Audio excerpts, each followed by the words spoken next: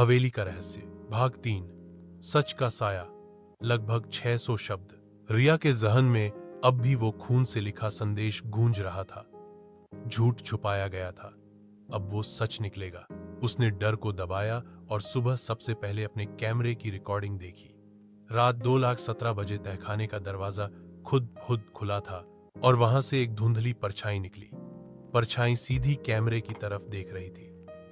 रिया ने जूम किया, लेकिन आकृति बहुत ही धुंधली थी, जैसे अंधेरा खुद उसे छिपा रहा हो। ये कोई सामान्य आत्मा नहीं है, उसने सोचा। ये कुछ कहना चाहती है। डायरी की परतें। रिया ने दादी की डायरी फिर से उठाई, जिसे वह हवेली के पुराने संदूक से लाई थी।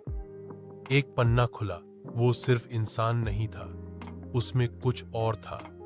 जब मैंने उसे तहखाने में बांधा तो लगा कि सब खत्म हो गया, पर उसकी आत्मा अब भी भटक रही है।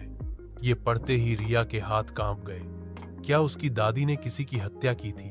क्या उन्होंने जानबूझकर किसी आत्मा को कैद किया था? एक और पन्ने पर लिखा था, उसकी नजरें मुझे अब भी देखती हैं। मैंने जो किया वो सही था। शायद ये शब्द रिया के मन में घर कर गया। वो बंद कमरा।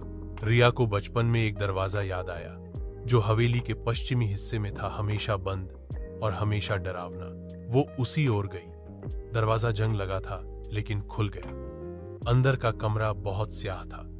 बीचों बीच लोहे की कुर्सी और दीवारों पर जलने के निशान थे।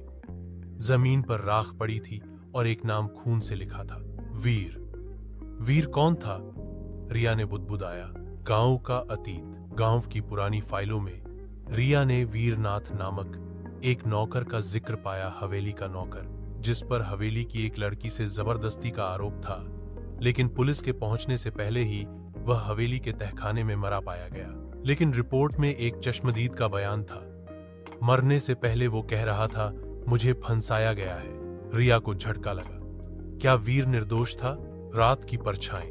उस रात रिया अपने कमरे में बैठी थी, तभी खिड़की पर दस्तक हुई। उसने पर्दा हटाया तो बाहर एक परछाई खड़ी थी, बिना चेहरा पर चमकती आंखों वाली। क्षण भर में वह गायब हो गई, पर खिड़की के शीशे पर उंगलियों से लिखा था, सच। रिया समझ गई, आत्मा बदला नहीं, इंसाफ चाहती है। अब सवाल ये था, क्या उसकी दादी ने वीर को झूठे इल्जाम में फंसाया था? और अगर हां, तो सच क्या था उस रात का?